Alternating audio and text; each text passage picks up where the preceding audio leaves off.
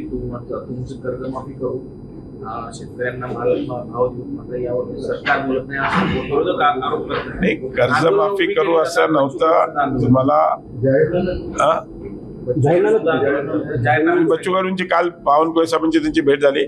लवकरच त्यांची माननीय मुख्यमंत्र्यांबरोबर बैठक आहे आणि त्याच्यात तो विषय सगळे सॉर्ट आउट होते. बच्चू कडू म्हणतात पाणी सुद्धा पाण्याचा पण त्याग करणार आहे.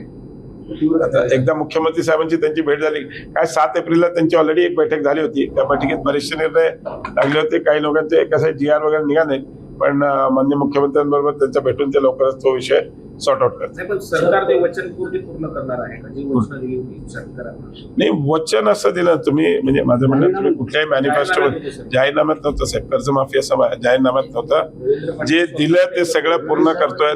जे मॅनिफेस्टो मध्ये आम्ही सांगितलं होतं ते तुम्ही चेक करून घ्या.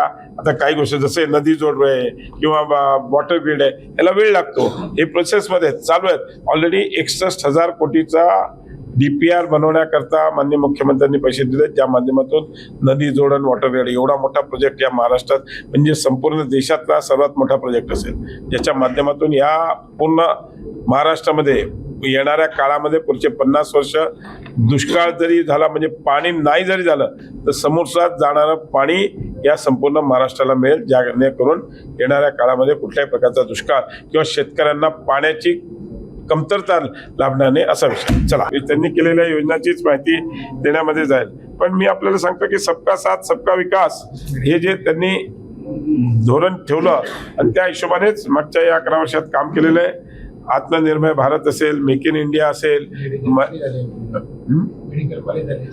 मेडिकल कॉलेज असतं देशभरात त्यांनी आज सगळीकडे केलं. त्याच्या मागचा की काही पूर्वी डॉक्टर्स कमी आहेत, कित्येक ठिकाणी दवाखाने व्हायचे पण डॉक्टर्स नसायचे, म्हणून अनेक मेडिकल कॉलेजना परवानगी वॉर फिटिंगवर दिली, त्याला निधी उपलब्ध करून दिला.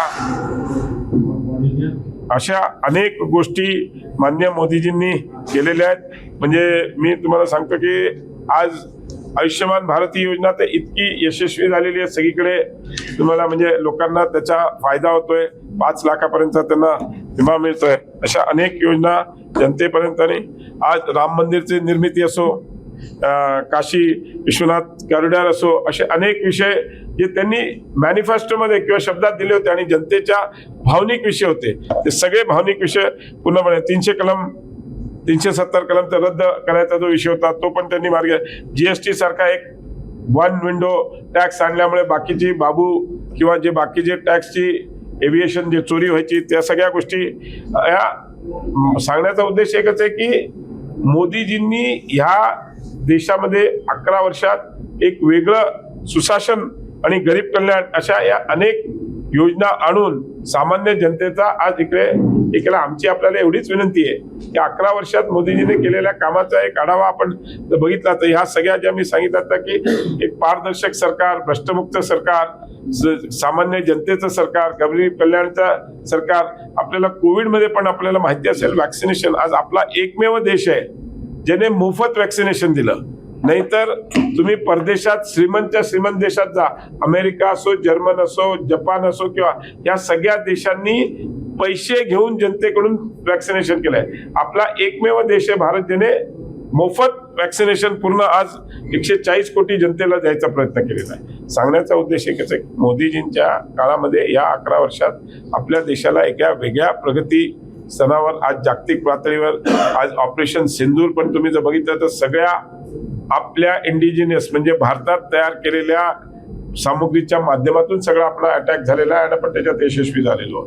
तर आज मेक इन इंडियाचं जे त्यांनी 2015 मध्ये जाहीर केलं होतं त्या हिशोबाने मागच्या 10 वर्षात सगळी सामुग्री पण जी आहे ती आपण आज मेक इन इंडिया. आता येणाऱ्या काळामध्ये आपल्याकडे विमानही तयार होणार आहे, मोठ्या बोटीही तयार होणार आहेत. अशा सगळ्या या माध्यमातून देश स्वयंभूत ह्या हिशोबाने त्यांचं तयारी आहे. माझी एवढीच विनंती आहे की मागच्या 11 वर्षात केलेल्या कामाचा लेखाजोखा आपण आपल्या प्रसार माध्यमाच्या माध्यमातून की मोदीजींनी ह्या योजना राबवल्या आहेत त्या योजनेबद्दल आपण सगळ्या जनतेला त्याची माहिती आहे पण आपण पण द्यावी एवढीच या ठिकाणी विनंती करतो.